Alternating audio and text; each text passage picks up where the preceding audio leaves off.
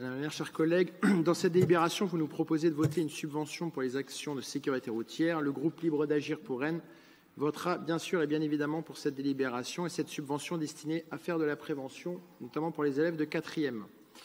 Mais nous pensons que les actions doivent maintenant aussi peut-être prendre un volume et une ampleur plus importante au niveau de la ville. Je m'explique. La politique de la ville de Rennes est de promouvoir les modes de déplacement doux et notamment les déplacements en vélo dans ces déplacements doux. Et force est de reconnaître qu'effectivement, il y a de plus en plus de Rennaises et de Rennais qui circulent en vélo, surtout en ce moment où le temps nous invite à prendre notre vélo. Et force est de constater aussi, et il suffit de sortir 2 minutes dans la rue pour s'apercevoir que le non-respect du code de la route se multiplie. Pêle-mêle, vélo et même vélo cargo circulant sur les trottoirs, vélo qui grille les feux rouges, vélo qui transforme les stops en céder le passage, et vélo circulant en sens interdit sur les rues où le contresens n'est pas autorisé.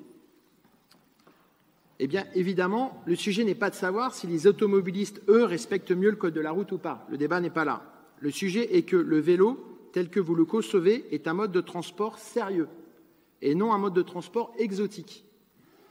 Par contre, ce que nous constatons tous, c'est que pour beaucoup d'usagers, pas tous, beaucoup, le vélo est un mode de transport qui confère à son utilisateur un sentiment de liberté sur la route et en ville particulièrement. Je suis en vélo, donc je peux faire ce que je veux.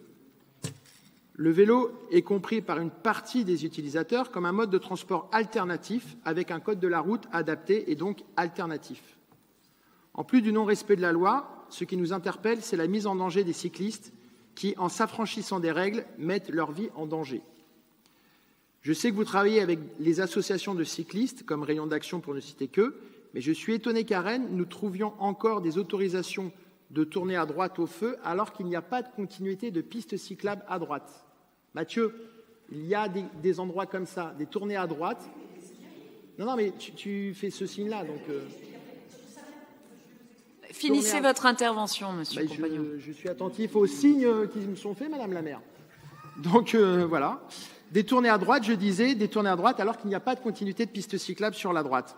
En ville et en péricentre, les rues sont parfois étroites et une autorisation de tourner à droite revient à une autorisation de traverser la route.